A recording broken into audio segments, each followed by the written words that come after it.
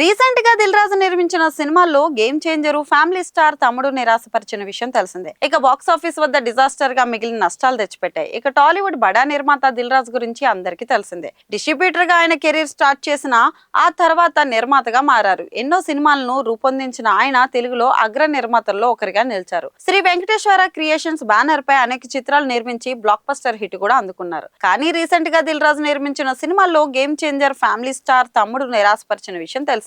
ఇక box office వద్ద disaster గా మిగిలిన నష్టాలు తెచ్చిపెట్టాయి. సంక్రాంతికి వస్తున్న మూవీతో హిట్ దక్కిన దిల్ రాజు పై విమర్శలు మాత్రం వచ్చాయి. ఇప్పుడు ఆయన కంబ్యాక్ ఇచ్చేందుకు కూడా రెడీ అయిపోతున్నారు.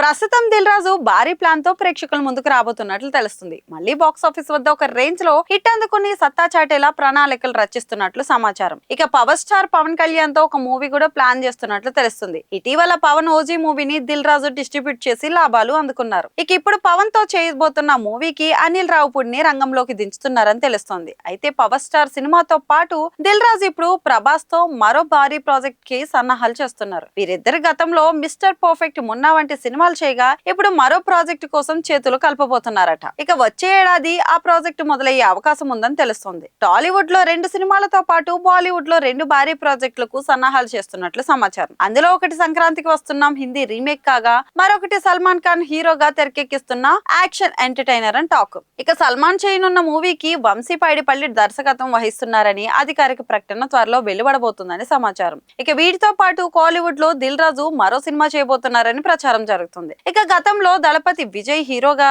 వారిసు నిర్మించిన ఆయన ఇప్పుడు అజిత్ తో వర్క్ చేయాలని యోచిస్తున్నాడట. ఇక ప్రెజెంట్ ఆయన లైనప్ లో వేణు ఎల్దండి దర్శకత్వం వహిస్తున్న ఎల్లమ్మ మూవీ కూడా ఉంది. అలా టాలీవుడ్, బాలీవుడ్, కోలీవుడ్ చిత్ర పరిశ్రమలో వివిధ సినిమాలు చేస్తారని సమాచారం. మళ్ళీ వరుసగా భారీ హిట్స్ దక్కించుకోవాలనే ప్రయత్నంలో ఉన్నారని వినికిడి. మరి సరైన కథలు, సరైన కాంబినేషన్స్ ఎంచుకుంటే మళ్ళీ ఫామ్ లోకి రానున్నారని చెప్పడంలో డౌటే అక్కర్లేదు. మరి ఏం జరుగుతుందో వేచి చూడాలి.